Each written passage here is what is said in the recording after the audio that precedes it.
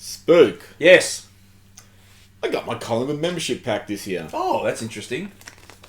Or I hope it will be. It was in an envelope marked fragile. Well, that's not a surprise, really.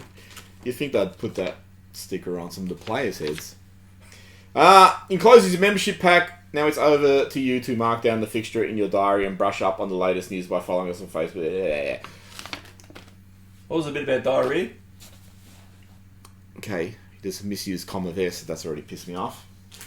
I got some badges. Badges? Badges. We don't need no stinking badges. Badges of honour. 10-year membership, 20-year membership, 26-year membership. Because at 26 years, that's when you send out a badge. Oh, that's awesome. Yeah, I got one like that. It's called the Red Badge of Courage. It's called the Red Badge of shit.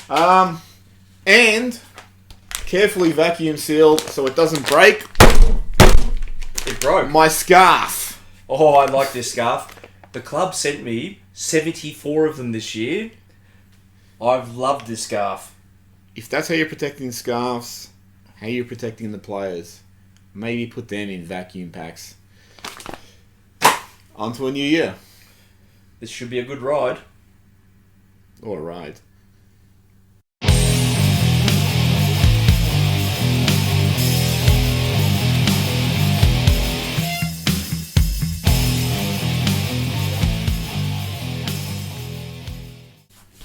Welcome to the Collingwood Rant for 2020. I'm Sly. And I'm Coronavirus Spook. And if you can't tell by our attire, it might be like 42 degrees outside. It's hot. Damn hot! We're looking at the year ahead. Are we? And yes, the season ahead. It's the not Collingwood ahead. It's not looking good. Oh, that bit's terrible. Metaphorically, I think it's like that scene in Titanic or in The Crow's Nest, and they're just sort of peering ahead, and it's like, is there something out there? And when it's too late, they say, why don't they turn, the bastards? iceberg, you know? Oh, that bit as well. Yeah. Let me ask you, have you recovered from the 2018 Grand Final? No! No. We talk about this, I don't know, about 20, 23 hours a day.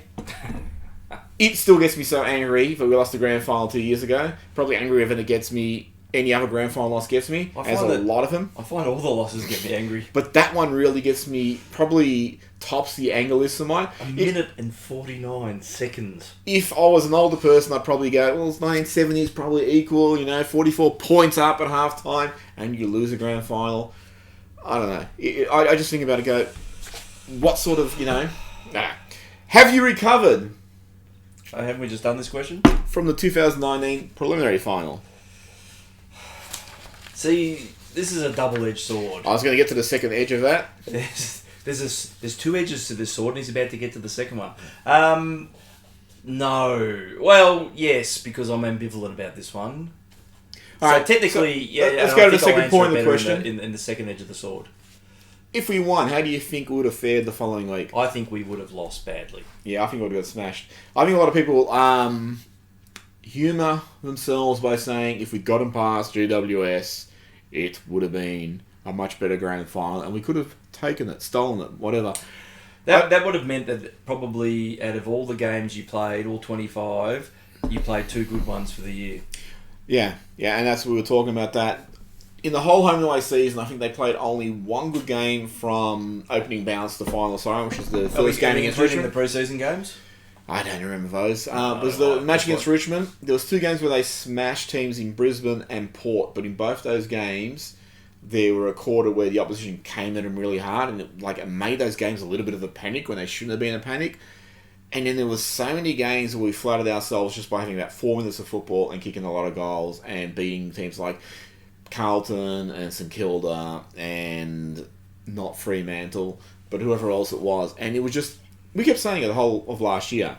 They're waiting for it to get going, waiting for them to get started. No, and we flagged that there was concern here about how poorly they were playing. And people were going, oh no, don't worry, it will get better at some point. It didn't get better. But people were baying from that oh no! Yes. Well, they should have had some disaster. It was seriously a year where you just kept waiting for them to move up a gear, and they didn't do it. They actually probably moved down a gear Oh, they did. They went backwards several times. Oh, they went from first gear to neutral. It was ridiculous. You look at the 2018 season, and for those of you that wasted your time watching the show, we were in that gobsmack moment most weeks where how the hell did we win that game? And the next year was also how the hell did we win that game? But it was like two opposite sides of that spectrum being put on display there. Last year I thought was incredibly disappointing in terms of performance and results. Well, another thing of last year too. So you go back to 2018 and going into about the last, Coronavirus! 6 to 10 weeks of the season, we started leading. Nobody's heard that gag this year. No. We started leading the stats for stuff like defensive pressure and blah blah and all that sort of shit, and it showed that we were gearing up and going into the finals. We took in some really good momentum. Last year, in the last 4 weeks, we actually had very similar statistics. And we actually were posing the question, is it because we're gearing up? Was it just because we're playing shit opposition in Melbourne and Gold Coast and I can't remember the other one was, and there was an Essendon in there. And ultimately, retrospectively, it was because we were just playing shit teams. Mm-hmm. We bullied them and we got those stats up and we probably flattered ourselves and we might have given ourselves a false sense of worth. Going into the finals, we had a really good first half against Geelong and then it just went to shit. Yeah, I think we played, about 2.25 good quarters finals, across that final series. And then that's not something that you would sit there and say, this is enough to win us a flag. Yeah, and to not get into disseminations of those two games, but if you look at Richmond and midway through the year, people going, well, they're gone because they were losing players and they were getting smashed, but they were blooding young talent. But going all the way through, though, I think they're a very good chance. In the second or last foot of the season, they started gearing up and they looked the team to beat. And probably of the top 8, probably Brisbane I would have thought would have been the best chance of beating them as long as it was over there, not here. Because they actually look like a good form side. Geelong always has that qualification of once you get them outside of whatever that ground they're playing at is called and get them onto the MCG. Cardinia Swamp. Yeah, they struggle. So in terms of the structure of the season, and Nathan Buckley said it at the Copeland, but then he took the words back. It was a waste of the year. Is this about Astro? Yeah, that too. It was a waste of the year, and it really was. You didn't get games in the young players that you needed to get. You didn't develop synergy within the team. You didn't actually try anything new to develop tactics for the future. It was just the same shit from 2018 without actually building. And I always think if you have a year where you don't win a flag, and we have plenty of them, then going into the following season, you need to find the additional oomph from somewhere. I've been assured recently on Twitter by a certain person that the results don't matter. It's the growth. Cancer's a growth. You're in a results-based industry, and you get to the point where, hey, you might grow, but it means nothing unless that growth gives you an advantage over it also means nothing if you don't grow. Well, you can grow and all that sort of shit and go, oh, when we're more mature and all that. Well, did you win the flag? No, well, who gives a fuck? Don't grow. Be shrimps. Not winning a flag. That's a point, isn't it? It is. And that's what and I was actually really surprised when you look at it and talk to people, it's like, they really are, they look at our cynicism and they sort of look at it and go, well, you have the wrong view of football. And it's like, no, we have the right view of football. We have the right view of sport. You're in it to win. You're not in it to just pedal along. If you look at something like tennis as an analogy, there's probably a lot of players, it's particularly when you've had this era where Federer, Djokovic and Nadal have dominated. The last 20 years. Yeah. Who've just said, I'm just good enough to get into quarters every now and again and make my 500 grand, and I'm happy to do that, and that's all I'm ever going to do. Just be one of the also-rans. I'm not even an also-ran. The also-rans are up here. I'm below that. I'm just one of the numbers. And it's like, well, what the fuck's the point? You should surely be in any sporting endeavour to be the best. I would have thought so. There's no point just being one of the numbers. And there's a lot of people at Collingwood who should be looking and going, you know what? You got close into 18, and if you rested on those laurels, then you're fucking really shit out of luck. Going to the grand finals flags, I sent you this through research. If you look at the premiership runner-up breakdown, Essendon, 16 flags, 14 losses. There's a draw in there too. Carlton, 16 flags, 13 losses. Hawthorn, 13 flags, 6 losses. Richmond... I love Hawthorn. No, they're one of the greatest sides ever. They are. And I had this conversation with someone else about, I can just... 6 flags. How do you fucking sleep at night, club? 13. Oh, sorry, 6? 6 lost flags. Yeah. I mean, that I ruined the delivery of that. Yeah. I'll fix that in editing. Richmond, 12. I actually thought there was a little bit better on there, but still 50%. Melbourne, which just really surprised me, 12 wins, 5 losses. I think they won that, but 11 of them under Norm Smith. Then you get to people like Geelong, 9-9, Fitzroy, 8-5. They're not even around anymore.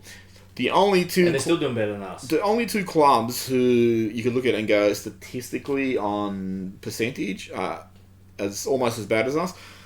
South Melbourne, Sydney, 5 wins, 12 losses. So that's probably just a little bit under 50%. And St Kilda, 1 win, 6 losses, and there's a draw in there too. And then you get to us, we're on 15 But this isn't wins. about comedy. Yeah, this is about 15. We're on 15 wins, 27 losses, 2 draws. Alright, and you made a really good point. Even if you were just average, of those 42 grand finals, you'd be on 21 wins, 21 losses. If you were just average. Which is what the rest of the competition's been doing. Yeah. So, I don't know what below average would equate to. Would it be equate to what? 27 losses. I think that's actually below average. I reckon below average would be something like 17 wins and 25 losses. We're actually even below that. And the thing I always say, and we argue, but we argue with other people, is people go, we get in them because we don't deserve to get in them, which is bullshit. If you got in it, you deserve it. We feel teams that are battlers, and again, I hate that. I fucking hate that. It's like in 1981, we played Carlton in the grand final. We lost. Did we?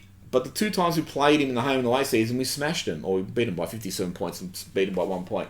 So we prove that we can beat these teams. It's just when we get to grand finals. If people want to go, it's about talent. It's not, because if you look at other times we play these teams in other finals or in the home and away, we beat them. It's just when we get to the grand final, we don't find that extra endeavour to make it our own. We've only done it twice in the last 60 years.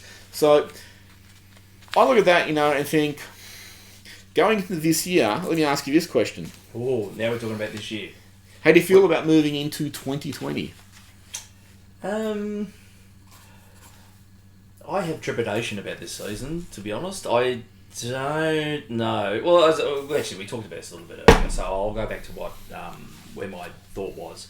I think there are several sides that have been building a structure to their teams that are going to rapidly be successful in the current environment, and I'm not entirely convinced that we're going to be one of them. And I agree, and this is why I have endorsed Carlton for about the last 12 years, is because in the building that side, they've gotten like Curnow and McKay and Wiedering, and then they've gotten all these players out of GWS, Marchbank and Plowman and all that. They've built a spine.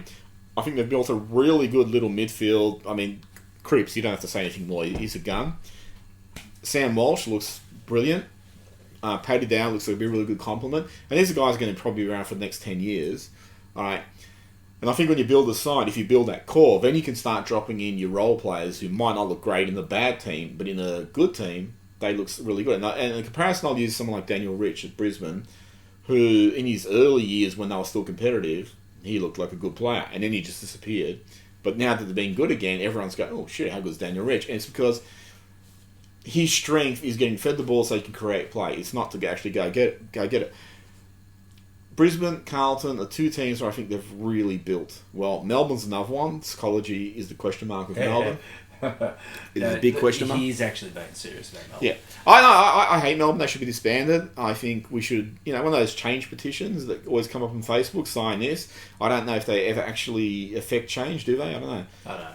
But we should get rid of them. If we can, we should get rid of Melbourne. Just remove them from the competition. No one would actually notice, I think, if you got rid of them. Maybe someone in about 15 years might actually make a statement about it. I would notice because I'd be happy. Yeah. I actually don't think they're... Although I'd be very surprised if they come good this year. I think last year was more of an indication about how mentally fucked that club is. Well, that's the big question mark. And I don't think you recover from being mentally fucked. Well, again, that's a big question mark. Did West Coast Talking break grand final in the prelim when they lost by, 15 goals or whatever it was, before West Coast went on and did something else? And by that logic, we'll never see GWS win a game of football for the next 50 years. And I agree with you. If you look at our side, it's been hodgepodge together from draftees, recycled players, and there hasn't seemed much of a plan. And we talked a little bit about this earlier. The counter to that is that when we're talking about the AFLW side for a minute, is they've taken a step back, I think, and put pain, and pain is something we're used to at Collingwood, but they're putting legitimate pain for results to the side for the moment and looking to build something that is going to be competitive and successful in a mixed bag of a competition. And I don't think that we've taken that approach enough with the problem with that. Can't say senior side anymore because they're two senior sides. I live in a confused world these days. The problem with the men's side is toxic masculinity.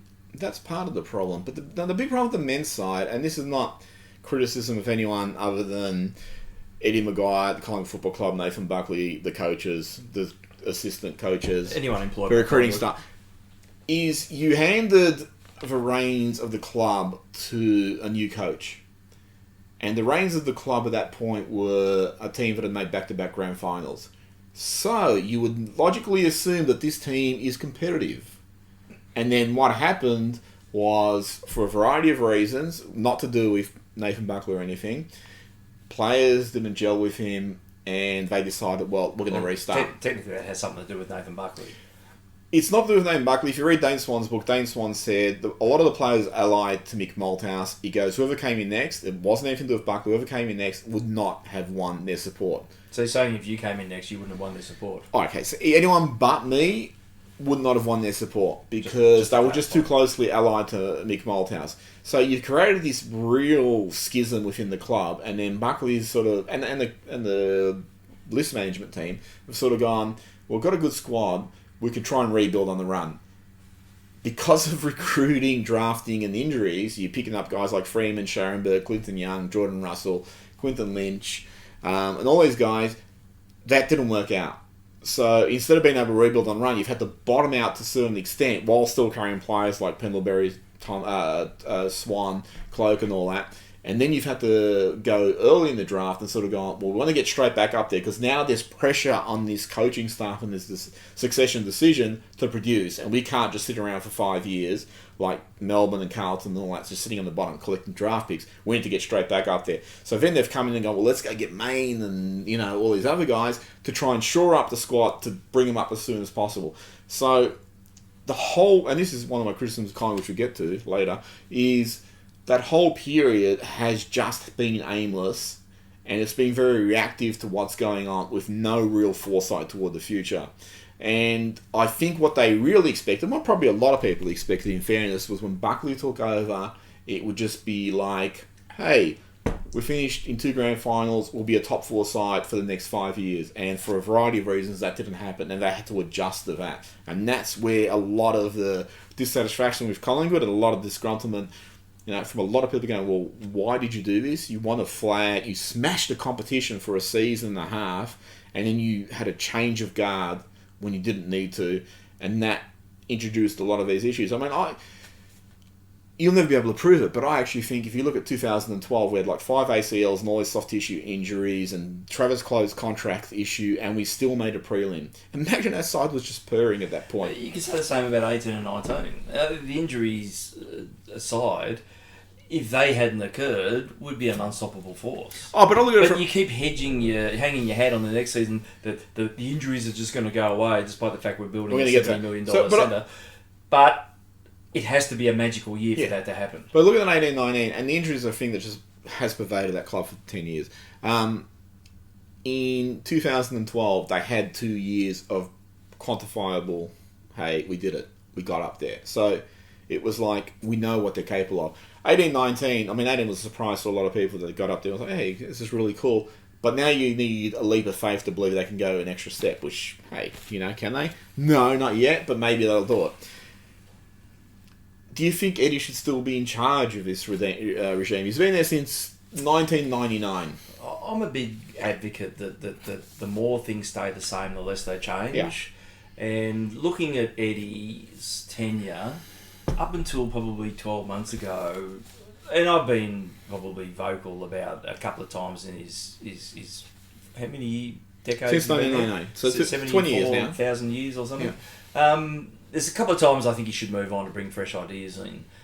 I think the one thing that's worked in his favour in the last 12 months is he's finally taken that really withdrawn from the profile, and not open his gob, because the thing is, he's an easy target. Obviously, he's your go-to grab for a quote. The fact that now he's just pulled his head in, I think it potentially makes him a better president if he's clearly. The thing is, Collingwood's structured around the constitution that no matter what, unless there's some sort of thermonuclear war and he's vaporised, we can't move him on. It's like Trump. Would that be fair? No, like You Trump. can move Trump on. Trump's a bad analogy. Fidel Castro. Yeah, or He's that dead now. guy running China. Alex Kurtzman. That's him. That you can't go to a vote unless you have an overwhelming majority of opposition or something. So we're stuck with him, and that's not meant to be a negative phrase. I actually think if he keeps going the way he went last year, he could be the force that you need him to be. Be quiet, be behind the scenes. That's not how the force works. That's a story for another time. All right, let me. Probably to cut a long story short, I'm a little bit different about the way I think about this now. I'd be happy if a new president came in, because a new president means fresh ideas, a fresh perspective. At the moment, though, he's pulled back enough that he can probably do his best work by being a non-vocal entity. You look at Hawthorn, no one can name, apart from Kennett, and that funny-looking bloke from about 20 years ago. It's Gonzo from the Muppets. Gonzo from the Muppets, I think it is. Who the Hawthorn presidents are. And to be honest, do you need to know who the presidents are? No, you don't. I have a similar view that I like that he's pulled back. We, particularly you, not me, we get criticised for not offering enough solutions. If you could look at Collingwood and go, well, what do they need to revolutionise where they are and go the extra step? What would you do? And realistically, so... I think from an organisation... good old organisation. An organisational perspective, that you need to shake things up from the people that are running the club. You would bring in fresh talent and fresh ideas. One of the things... And look, Bucks has been there for about 90 years now, and Robert Harvey's been there for 148.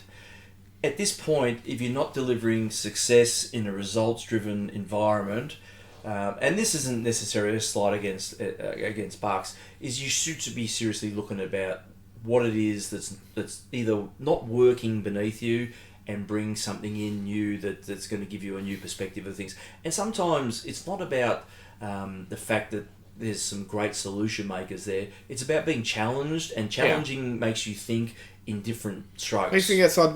You need your beliefs, your ideas challenged, because they might be sound. And with that, I'd like to introduce the new co-host of the Rant, the Bear. You need to be challenged, because either it's going to confirm that last gag. It was worth it. Confirm that your ideas are sound, or if they're not sound, what inadequacies they have, and to improve them. If I could actually take over Collingwood right now, the one thing, and I agree with everything you're saying... You change the jumper? I'd change the jumper, definitely. Change the name? Definitely. University? No. Lost the game in 70 years. What I'd really do with Collingwood, and this is what I feel is missing, is since the whole succession plan, it's been very reactionary. It's been, let's adapt to what's going on. Let's adapt. We talked about this last year. If you look at Richmond, Ben Gale came on television 10 years ago and said, we want this many members, this many flags, blah, blah. And they had a plan. They worked toward it. We laughed at the time. They fulfilled it. Hawthorn has a blueprint called Hawthorn 2050 where they break down, they compartmentalise in 5-year blocks what they expect, all the way up to 2050, which goes down to flags, the members and all that sort of stuff. I think the 2050 plan is for every 20 flags they win, they have to wait 50 minutes for it. Yeah. But this is what I see. I do not see a plan there. It's just let's go with the flow and let's try and work it out. And, you look at things like when they recruited Maine and who are the other old guys? I can't remember who they were. But when they recruited these guys, it was just a reaction to trying to shore up what was happening to the football club against fan disgruntlement. That you had a succession plan and you've been shit. And since that, we've been out of the finals, and now you're trying to make the finals by bringing in some ready-made players and all that sort of stuff. There's no plan at all. I want to see a plan, and whether that's with Eddie, because I do like Eddie, I agree with you though, I want him to step back from that profile, but I want a plan. I want a plan to say, this is where we expect to be by 2025. This is where we expect to be by 2030. This is what we're going to do to achieve that. If we're not achieving that, then we need to look internally at why we're not achieving that. If we're not achieving that, then we need to address that issue. And a really good example is the fucking injuries. So you're going to build your bloody $70 million injury centre. Obviously, there's a fucking issue there. You don't have to be Dr. Quinn medicine woman to work out, hey, you've had injuries for 8 years. Why is that happening?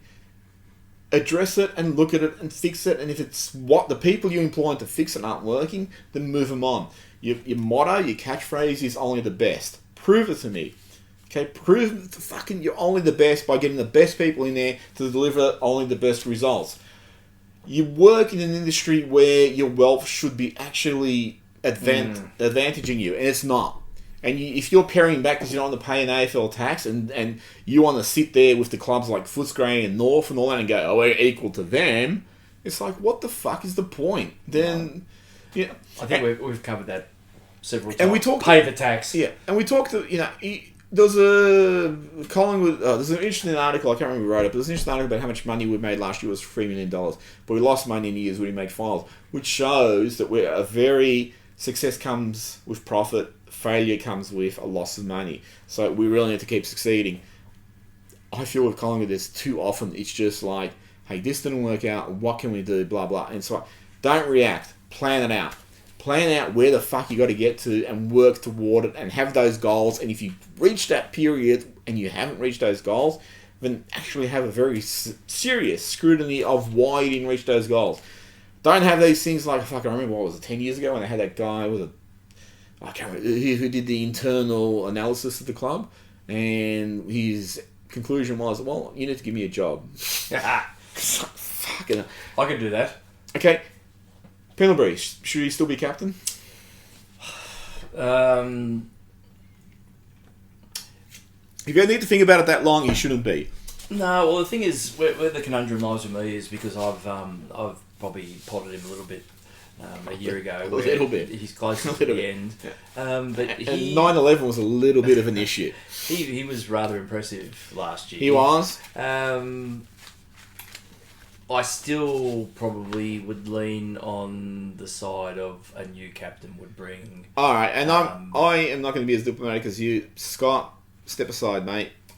And this is not as a player. I want you in the team as a player. Focus on your playing. I don't think he ever will, though. I don't think he will, but focus on your playing. Give the captaincy and the leadership group. Give it to guys like Treloar, Adams, Brodie Grundy, that you signed for 7 years, and all these guys to usher in the new era.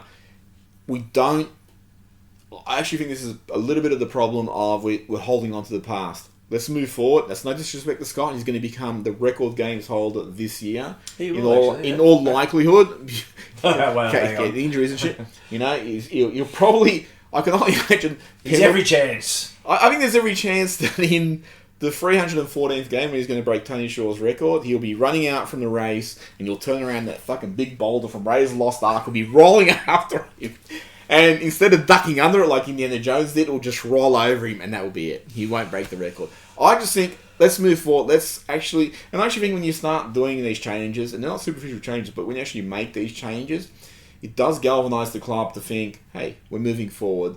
And we're giving responsibility to guys who haven't had it before to bring us forward. And guys like Taylor Adams and Adam Treloar, again, I don't know them personally, but when I hear them speak, I think, geez, they really speak so well. they should be asked to, hey, let's shoulder some of the burden that other guys have been doing. If you go back a few years ago, was it last year, I think, or the year before, we had the leadership group and Lyndon Dunn was in there after like 1 year at the club. I was like, well, that's no disrespect to Lyndon. Great, well done. But that tells me something about the group beneath him. Where do you think Collingwood will finish? I think we'll finish in the lower half of the 8 this year. Yep, I think we'll finish 6. I'm not confident about the side we'll put together. I think there's too many question marks over the forward setup. I agree. I think there's too many question marks over durability of players. And hopefully I do remedy it. I think the relationship between Grundy and the midfield for 2 years has been fucked, and it's taken you a preliminary final loss to actually say, oh, that's not working out. Yeah, I'd be curious to see if that ever gels.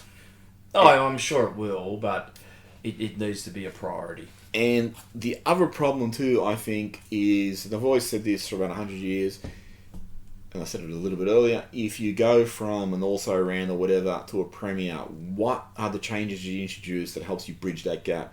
If you go back to 2010, it was Darren Jolly and Luke Ball. Yep. You know, and even if you go back to like 2006, 2007, when we started to come up, it was Dane Swan and Ben Johnson. Ben Johnson started out in this amazing dash off the half-back line. Dane Swan came and was this prolific midfielder.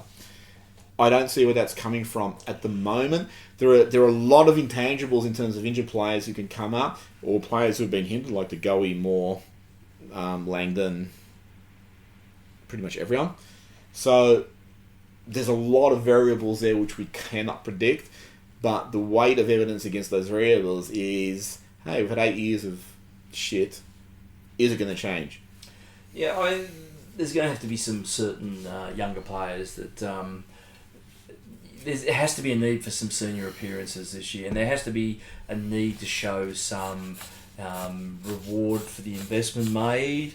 You know, and I talked about Tyler Brown earlier on tonight. 3 years on the list and hasn't even looked like cracking it for a senior game. Yeah, I thought he was done last year, but how long do you persist for?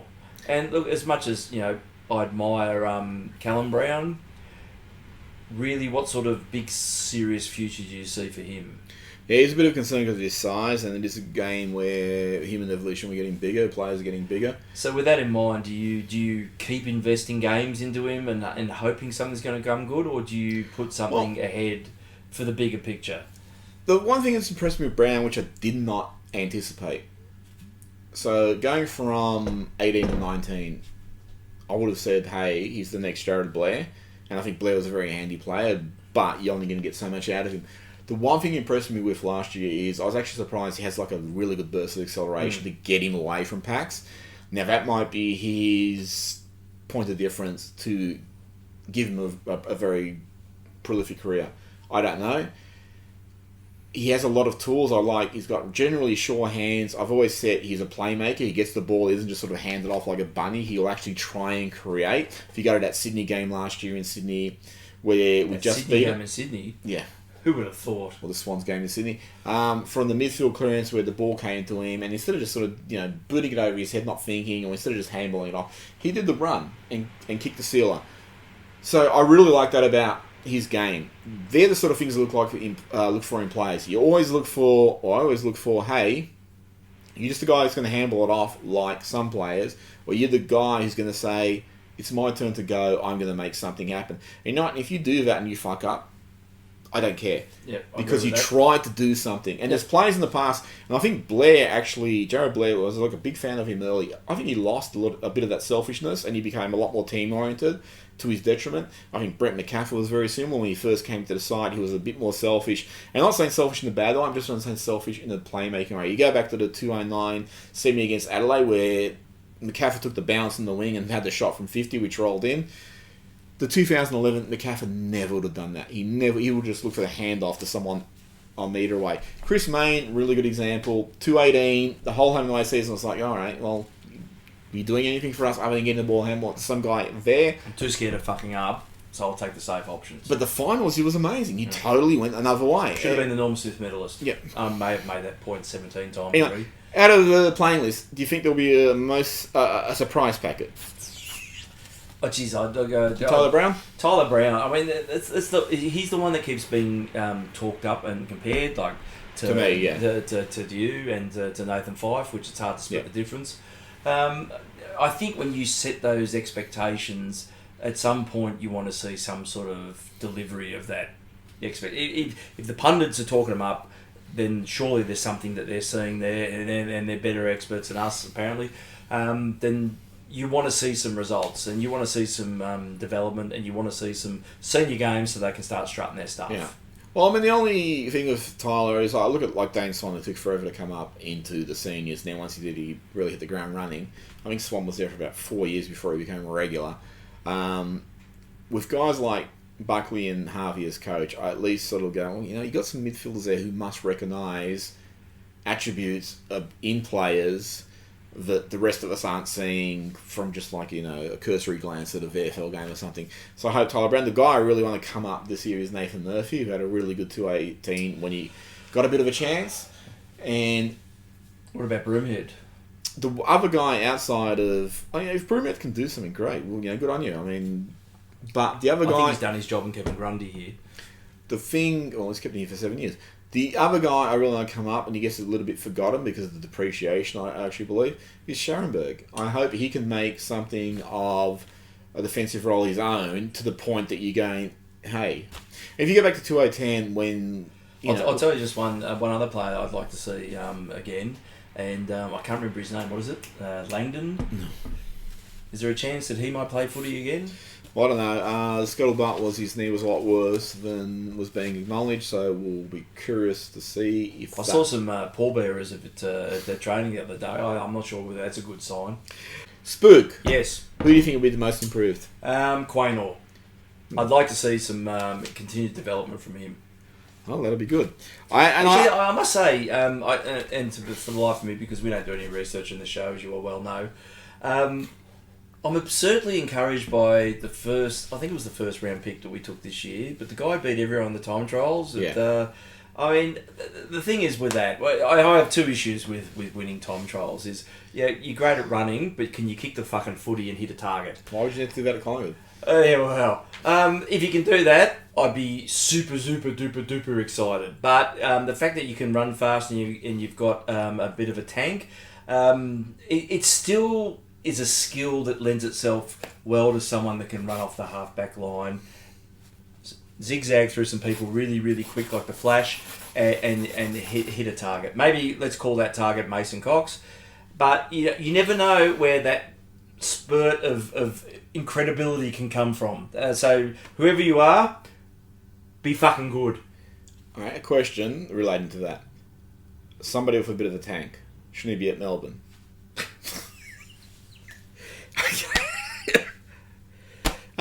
What is the headline you fear this year? Pies lose grand final by 1 point. Oh, is that the one you fear? This is the one I fear. Oh no, apart from injuries, I mean that's. It can be anything. You said a headline, not 48 of them. And State of Origin game, I'm fucking looking at you. All the stars are aligning. Grundy declares, "I'll be back bigger than ever, better than ever, in 2026." At the end of my contract. Yeah. A final question. What's the pass mark for Nathan Buckley this year? Flag. So, do you believe there's nothing else other than the flag that'll be... Oh, how many years has it been? He's been there since 2012. Yeah, so what's that? 8? 9 years? 9, you count the incumbent year? Well, you have to count because at the end of the year it's in there. He says it himself as a result-driven industry. That's what Tony Shaw said too. And you can't... I think one of the things is with the danger you have with favourite sons is you can't disentangle yourself from that commitment. And, I think we've called for his scalp a number of times. Look, we came within a bee's dick of a flag. Well, stop it if you heard this one. But ultimately, if it ain't going to work, it ain't going to work. Well, and how many years of that do you want to keep going for? Do you rip the Band-Aid off, or do you slowly peel it off? Well, and that's what it's going to come down to. I think this year, and there's no pressure on you, Bucks. If you win a flag, I'll be the first to to drop to your knees. Popper. Popper. I'll be wanking if we win a flag, don't worry. I'll be the first to apologise, and he'll be the second. I've backed him for the last 8 years. You're due for an apology. Apologise to Grundy for staying upright. At some point, though, if you've got there and we're back to here, and then the next year is here, what value is going to be added? And look, it's you've actually seen this year where not this year, last year, where a number of coaches that were seasoned veterans that have been moved on and didn't secure employment. There is a changing of the guard. There's a changing of the mindset. I think the way that they treat players. So look, I think maybe my view could be diluted by what my expectation of a good coach could be. However, you've got to be mindful about where the mindset of the group is these days. That sort of mentor role, that hugs and kisses and they all shower naked together, is exactly what the club needs. So from that perspective, from my perspective, the old crusty old person perspective, this is make or break. I probably couldn't guarantee that the club will be taking that stance. Okay, well, I'll look at it from the point of view, if you go, I mean, this is the reason I backed Buckley for 28 years, is if you can get these guys in the park and get some experience in them, at some point they are going to improve, because that's what happens when you get games in. The problem with that, though, is still the balance of the list is wrong. No, but that's what I was going to look. That's what I was going to say. He's going to 218. That's the way I was looking at it. It was like, you can get these guys in the park. You haven't gotten games into these guys and all that sort of stuff. And that isn't, as far as we know, entirely. He's not responsible for the reason players are breaking down, as far as we can see. Well, at the time that he hit a few of them with a baseball bat, like Al Capone. But the 2018, you got. Although you had a lot of injuries, you got continuity with the guys that you backed to bring you up. And the injuries actually almost helped as a bit of a selection process to get rid of some of the stalwarts that he'd been backing. It did fast-track some development. Yeah, and probably the biggest losses there in terms of injury were guys like Lyndon Dunn, because then you relied on an undersized goalsack to play full-back. But the point I'm making is you got some games into those guys, and they showed the improvement they went up. 219 I got last year, and I just go, I cannot tell you, and you made a really good point really early last year, is like, who's improved from 218 to 219? You can say Grundy, but who else? And I can't actually look at that and say anyone's improved. You can say Moore, I guess, because he just didn't play in 218. Because he played. Yeah. That's an improvement. But then you look at guys you relied on. Sidebottom was terrible compared to his 18. Pendlebury was better, but we learned he was carrying injuries in 18. Treloar, I think, went down. Adams barely played. I think Treloar's a funny one, though. He gets some numbers, but the thing is, his delivery is still highly questionable. The one thing that I'll tack on just as an addendum to where you're going with this too is I've been really encouraged with the girth of the players that I've seen from the pre-season training picks, and I haven't been to a training session or anything like that, because that would be research, and we know we don't do that. However, though, there's some big bodies looking out there, and I think that's a deficiency that I'm seeing to be addressed. Barkley was a big advocate of the bodies. Got nothing around Treloar. However, I think Treloar is a classic example of a bloke that was played out of position for the bulk of last year. His weapons, from what I'm reading in the training reports, and thanks to the people that go along, is that he's like getting back to basics. Look, I think some of that stuff is that these guys that have key weapons have to get back to those key weapons. So with the bodies, Buckley's always been an advocate of big bodies. He believes they lost 2-11 because they just got outbodied as the game went on, and they tried to bring that in, and that's when they started getting a lot of injuries. And then the 2-14 or whatever AGM, they actually said, well, we went with this training regime, it didn't work, we've pared it back, and that should show results. So, but I know Buckley's always believed, size and strength matter. If you look at Bucks, he is a bull. If you've ever actually spoken to him in person, he's like a really big guy. He'll dwarf you. You see him from Disney, you think, hey, he's a normal sized guy like you. But when you get up in person, he's a huge guy like me.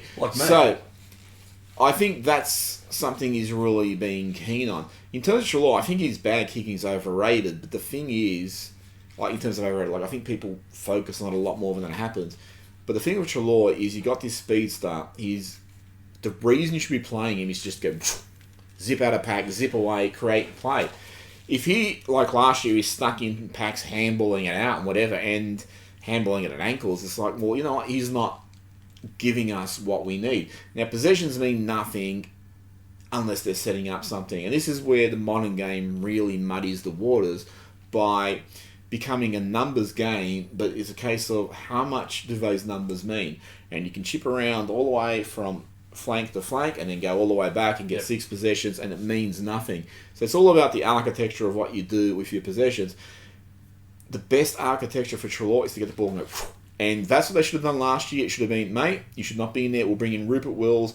I'll fucking stick Maynard in the middle, so you're on the outside, or whatever the case might be. I will find a reason to get you on the outside rather than being vacuumed into the middle whirlpool, and that's where you were losing it. And too many times last year when we had stoppages, you saw we really couldn't find our way out of them outside of this quick snap kick, which was just, again, another contested possession. Whereas other teams, and you look at someone like Cripps. Cripps is a master. He gets the ball, he runs. And he creates space, and then by doing that, he breaks open zones and forces some panic.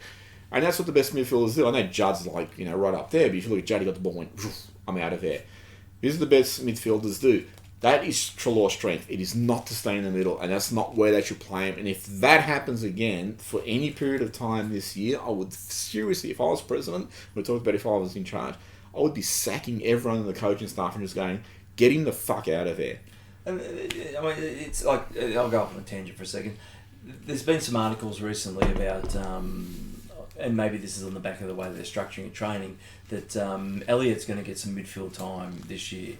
This is a guy with hamstrings as weaker than Moores. Would you take the risk to put him into there? It just seems a questionable strategy to take. And I understand the mechanic of it, but you've got to have some belief that guy is capable of doing this for 25 games. But I don't understand the mechanic. What do they believe they're getting out of Elliott being there? I don't know. I think, and this sort of comes back to again, like you got 2 balls in Wills and Sire, Wills and Sire, and then you got Adam just beneath him. You're looking for someone, if you're going to play those 2, and you're an advocate, I believe, of playing on the same side, is you've got to then have some really good outside runners. Okay, and I totally agree with that. If that's the way you're going to set up that structure in the midfield, and that's why I've always said, like, get one of them in there at every centre clearance. Adams, Sire, Wills to feed the ball out, and then you have guys like Pendlebury, Treloar, side bottom possibly. But they've got to be outside receivers that actually have pinpoint precision with delivery. And I'm not sure where Elliott fits into that at this stage. His best effort is still as a... It still comes down to also what is your best... coming forward, not a mid, sorry. We're talking your best... It still comes down to what is your best contribution to the side as it is set up. You go back to 1990... Dacos is a gun midfielder. People forget this. He was an absolute champion midfielder. And not like I'm just saying like a good midfielder. He was up there. He should be remembered up there with the best. In 1990, because they had a very strong midfield contingent with McGuan, Russell, Francis, Mullane, Wright, all these guys, it was like, well, we can afford to now play him and Gavin Brown up forward. And obviously Dacos is a freak. But the thing was, in that side, we could have obviously played him as a midfielder and we would have been like a little bit better for midfield. We could have played him as a forward and we had a lot better forward line. It was like, well, a little or a lot. Well, they went with the lot. And that's the same thing with Elliott. If we play him in the midfield, how much is that adding to the midfield? And then if we take him out of the forward line, how much is that taken away? Or if we play him in the forward line, how much is that adding? And how much is that taken away from the midfield? And right now, I look at Elliott and go, he's 1 year really back from a lot of injuries. I'll be playing him up forward constantly. And maybe you can say to him, hey, you can rotate up to half forward and rotate a little bit high and come back. But right now, it's got nothing to do really with your body. It's just your best role right now is playing up forward. Yep. And that depends on their setup, but that's what I look at it. Is players, you should be playing in positions where you're getting the most out of them, which contributes to the team, rather than just going, hey, and this is why I'm a big critic of side bottoms midfield. I don't think he contributes more to the side than he would contribute as a forward, where I think... Forward would be better. I think as a forward, he'd seriously kick 50 goals. Everyone looks at me as a side bottom critic, and I'm a critic as a midfielder. I think he's an okay midfielder who runs a lot. I think he's an elite forward who creates goals that he has no right to create. Which one do I want? Well, I think I want that one. Scorers win games. Particularly given the forward line that we have at the moment, which is very hodgepodge, and you're relying on some guys, with no disrespect, like Josh Thomas, like to really step up. But you flip back to our 2018 side, and one of the great strengths of that forward line was its unpredictability, and I think that's something that Sidebottom would bring to that too. Yeah, you don't want to be completely visible when you go forward, and I think if you've got that that uncertainty about who's going to step up at that given second, he's the king of doing that. Well, I think too, if you look at Sidebottom too, when he kicks goals, and there was enough of him last year. When he got near goals, there was shit he was doing he never does as a midfielder in terms of... He plays it safe when he's up the ground. Yeah, and there's a lot of like, I'm going to run up prop and I'll go backwards or I'll drill out at the ankles. But then when he gets within about 60, it's just, I'll take you on, I'll balk, I will do whatever I need to do, I'll shrug a tackle and I'll kick a goal. And look at that guy is fucking brilliant. That guy is very good, but people always talk about Sidebottom being elite. No disrespect, as a midfielder, he's not elite, he's not 5, he's not dusty or whatever. As a forward, I could very easily rate him as becoming elite because he has all the tools. No, agree. Final thoughts going into 2020. Hindsight year. Hindsight in what respect? No, just 2020's hindsight. That's too clever for me. I'm just an idiot. Foot's on the other hand now. I'm an idiot in a 42-degree day. Yeah. Let me try that again. I'm an idiot on a 42-degree day wearing a beanie. 2020, I hope something magical happens. I don't feel confident it will. Now, if I'm not feeling confident it will, the flip has to be that this becomes another pseudo-development year. And you have to develop something to get you into that window again. You've been developed for 8 years, man. I've only got 17,000 years left on this planet. I don't want to wait that long to see another flag. I heard you're from Planet Zeist. This is what I say from my own point of view, but I actually want to encourage riots and anarchy and sedition. You had a premiership team who made a grand final and you disassembled it, and that's fine, that's all done. But now you're just piss-farting around, trying to piece things together to get back there. You have such limited time with the players at disposal. If you look at that period under Buckley, no disrespect in terms of Buckley, we pissed away the bulk of Cloke's career. We pissed away the bulk of Swan's career. We're pissing away the bulk of Pendlebury's career. We pissed away guys like Daisy Thomas and Heater and all that sort of stuff. You get one chance to fucking find that perfect confluence of chemistry, synergy between players and coaches and all that sort of stuff.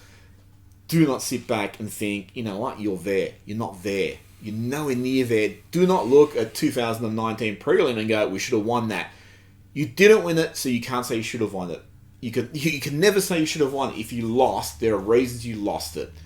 Never ever sort of look at any result and say, if we did this or that, we would have won.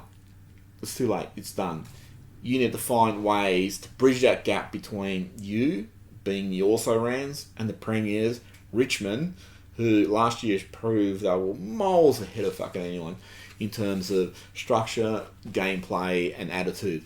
And last year, the biggest disappointment for me last year is attitude was shit. It was really... it was never about atonement. It was never... But never. That's the worrying It rarely clicked. It clicked in like passages, but it was never like where I looked and go, oh, they really look like they're motoring wrong. And you go back to 2010... They look like also-rans. Yeah, in 2010, that second half of the year, if you look at that first half of the year, we lost to St Kilda, we lost to Geelong, who were the previous year's grand finalists, but the second half of the year, we smashed St Kilda. We didn't have a Cloke on the side. We ran over the top of Geelong. And I remember even Ben Johnson said it. He goes, there was a game, I think it was against St Kilda, where we came into the dressing rooms, we won by 8 goals, and we looked around at each other like, shit, we are actually a pretty good side, and no one's getting close to us.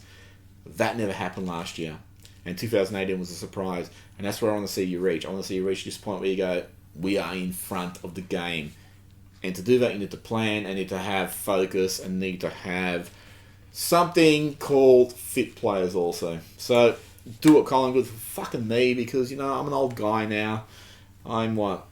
700? Yeah. He's worse than Yoda. Results and growth matter. Yes, it does. Anyway, you'll see more of us, unfortunately, back, angrier, rantier, more passionate than ever. Probably even a little bit drunker than usual. Usual stuff, subscribe. Leave comments. We'll try and get to them when we do.